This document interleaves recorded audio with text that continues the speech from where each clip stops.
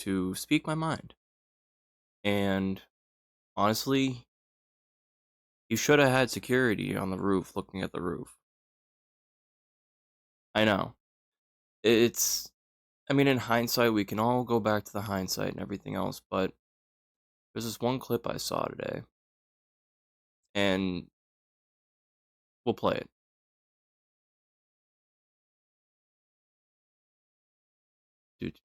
How's it going, Charlie? I'm Austin. I just had a question related to Second Amendment rights. We saw the shooting that happened recently, and a lot of people are upset. But I'm seeing people argue for the other side that they want to take our Second Amendment or rights away. How do we convince them that it's important to have the right to defend ourselves and all that good stuff? Yeah, it's a great question. Thank you. So I'm a big Second Amendment. So that's the question. Okay. We're gonna analyze this and respond. Or at least we'll do part by part, statement by statement real quick. Fan, but I think most politicians are cowards when it comes to defending why we have a Second Amendment. This is why I would not be a good politician, or maybe I would, I don't know, but because I actually speak my mind. The Second Amendment is not about hunting. I love hunting. The Second Amendment is not even about personal defense. That is important. The Second Amendment is there, God forbid, so that you can defend yourself against a tyrannical government. He's right. I would agree with that. I mean, there is a reason why the Declaration of Independence itself is the causes and intent for the drafting and ratification of the U.S. Constitution. There is clearly an experience that they had with Old Britain and them losing the ability to carry firearms. This was understood. I agree with this statement. Continue. Ooh. Come on.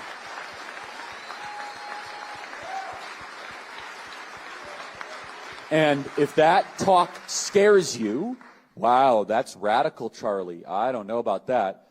Well, then you have not really read any of the literature of our founding fathers. Yep. Number two, you've not read any 20th century history. You're just living in Narnia. By the way, if you're actually living in Narnia, you would be wiser than wherever you're living, because C.S. Lewis was really smart. Okay. So I don't know what alternative universe you're living in. Yep. You just don't want to face reality that governments tend to get tyrannical, and that if people need an ability to protect themselves and their communities and their families.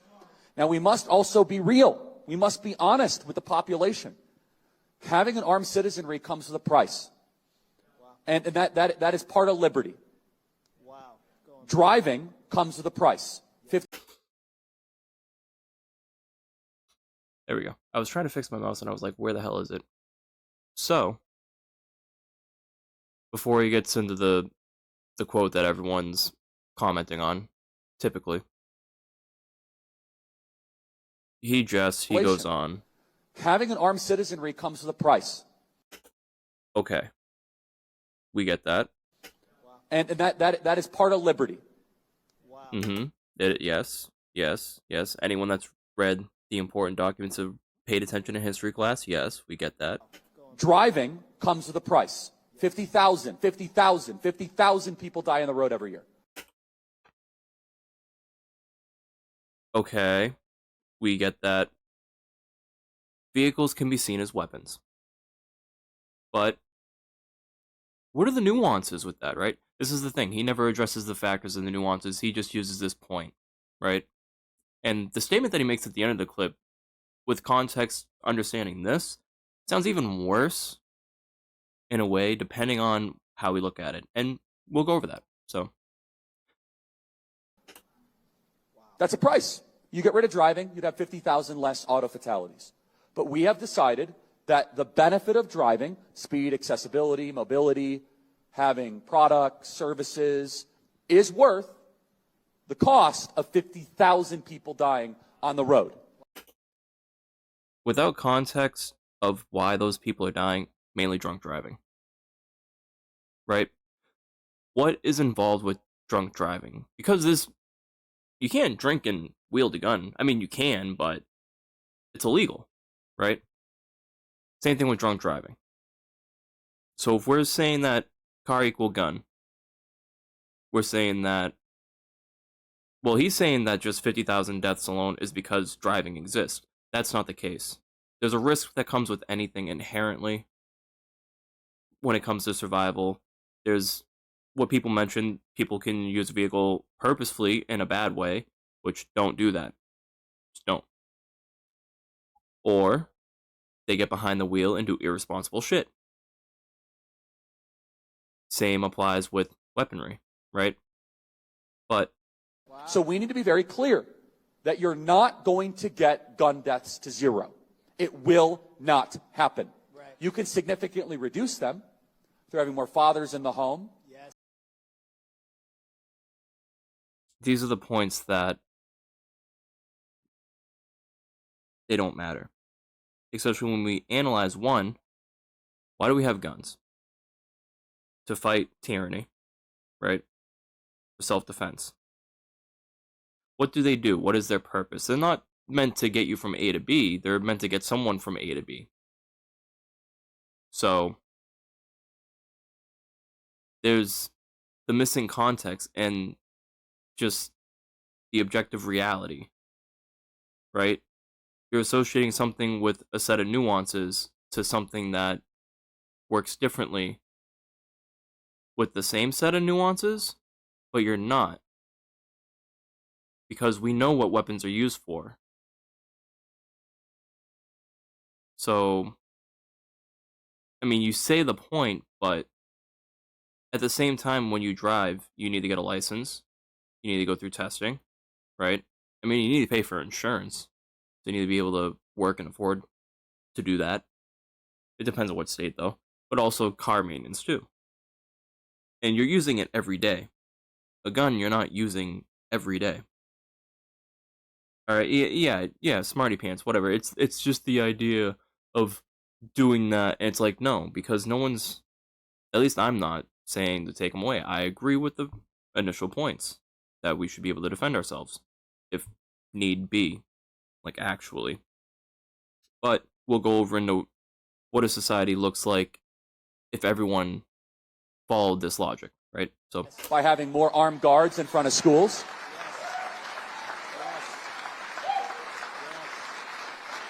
We should have an honest and clear reductionist view of gun violence, but we should not have a utopian one. You will never live in a society when you have an armed citizenry and you won't have a single gun death. That is nonsense. It's drivel. But I think it's worth it. I think it's worth to have a cost of, unfortunately, some gun deaths every single year so that we can have the Second Amendment to protect our other God-given rights. That is a prudent deal. You know what's crazy, right? The Second Amendment says well-regulated militia. What do you think regulations, like the word, comes from? You know, well-regulated? No one, at least as far as I know, even on the left, and they've even self-admittedly, collectively, they're not trying to take away people's guns. Okay, so understanding that context coming from that perspective, the argument just is all over the place. There's nothing really being argued. And the worst part and the irony is he was mentioning how, you know, sports stadiums and stuff like that, you have armed guards, you have deterrence, you have security. And this is the controversial point, especially from times past. And just point it out. I'm sorry, it's a hard truth, but why didn't he have security on the roof? Why?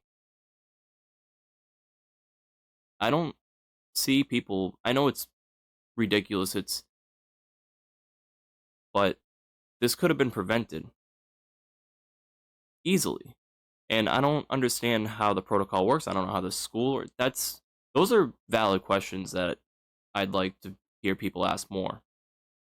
Right? And this is the irony, and this is what I'm pointing out, is you should have practiced that.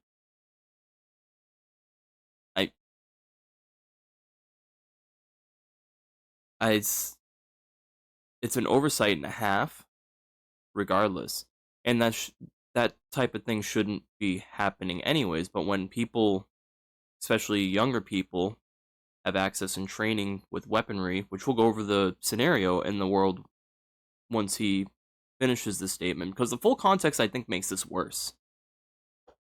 It is rational. Nobody talks like this. They live in a complete alternate universe. So then I mean, nobody talks like this either. So continue. how do you reduce? Very simple. People say, oh, Charlie, how do you stop school shootings? I don't know. How did we stop shootings at baseball games? Because we have armed guards outside of baseball games. That's why. How did we stop all the shootings at airports? We have armed guards outside of airports. How do we stop all the shootings at banks? We have armed guards outside of banks. How do we stop all the shootings at gun shows? Notice there's not a lot of mass shootings at gun shows. There's all these guns.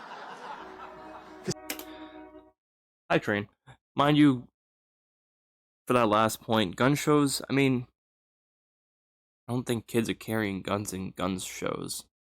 And this is the end point. And why well-regulated matters. And why he should have been practicing what he's preaching right here. I'm sorry to be that guy, but I mean, it's definitely overlooked. And I think this is why people partly picked this quote, and we'll go over a few more, just a few more of some that he's made. The Train has a lot to say today. It's okay. Because everyone's armed. If our money and our sporting events and our airplanes have armed guards, why don't our children?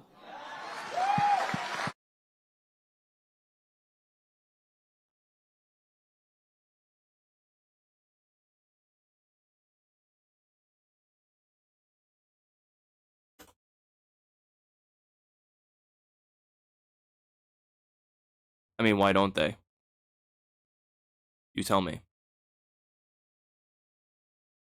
And giving them access to weaponry of any sort, I don't think is going to help them either.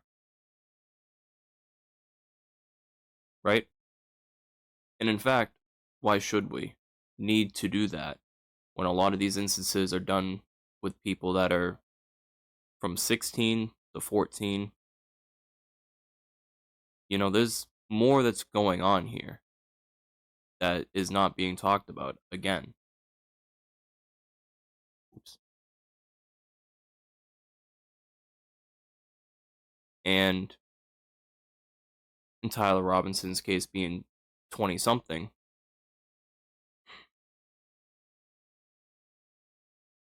he was listening to a lot of these things, experiencing later on in his life, growing up with a family that probably believes similarly. We don't know yet. I can't make that assumption yet. I just know that he confronted his family about beliefs on Charlie Kirk, or about him. Whether they know about him or not, I mean, we'll have to wait and see what happens at trial. But with what we know, words have meaning. When you say things like this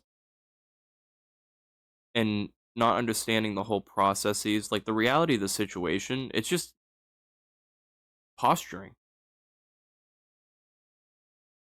And the thing is, words have meaning, especially when you understand the events that we're talking about here, which I think is what's even more important, because the younger generation, like a decade old, younger than me, sorry, doesn't understand the reality of this. They only understand, honestly, the reality of the last decade or so. And this sort of thing has been going on, this type of rhetoric and everything else. So when we talk about these events and stuff, yeah, sure, have better security or something. If you want to train teachers to carry or whatever, I mean, that's a whole situation. But think about it like this as well.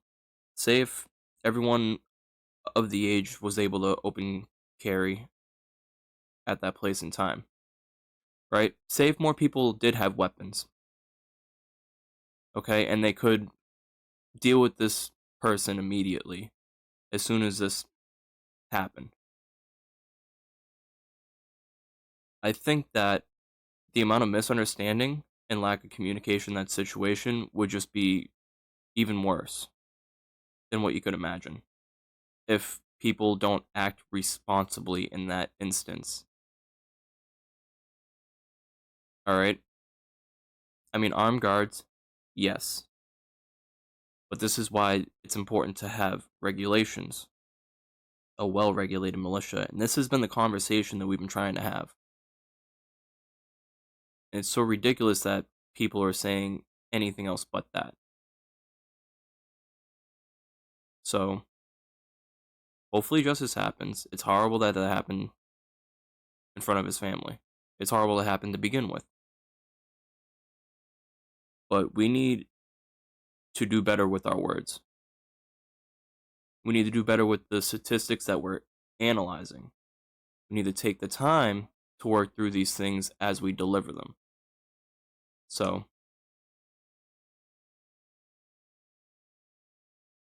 I'll stop there. But yeah, let me know down in the comments. At the same time, this is like, it's just a shit situation, and the reaction from both sides is absolutely shitty. It's burning me out, man. And I get people want to put me in categories, but by the end of the day, I just want humanity to survive. You know, we're all just people, and I think we all just constantly forget that for one reason or another. And I don't know, just check out what I think about it. I implore you. You know, take the time to learn, take the time to watch some shit, look at my thesis, and really consider the truth of these situations before things get even worse. That's all I'm asking. Anyways, we'll have one more video about this situation, what I responded to that video. And actually, part of it was wrong, at least in the end, in what I thought of, but the point still remains. And also, I'm going to go over other things that he said. Just,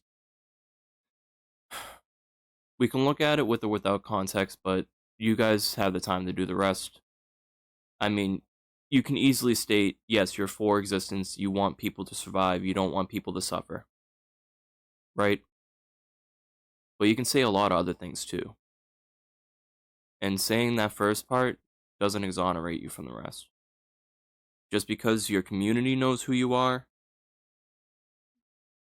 but doesn't seem to understand what you imply or what you're actually saying, as patterns show, because the same way you treat trans is the same way that people that were gay were treated, the same way that people of color were treated. It's the patterns that we're talking about, and how to be responsible with those situations, to diffuse them properly, to actually educate and prevent this type of shit from going on and from getting worse.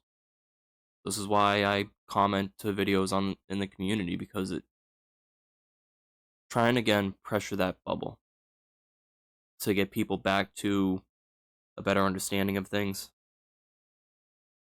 you know, regardless of politics. But anyways,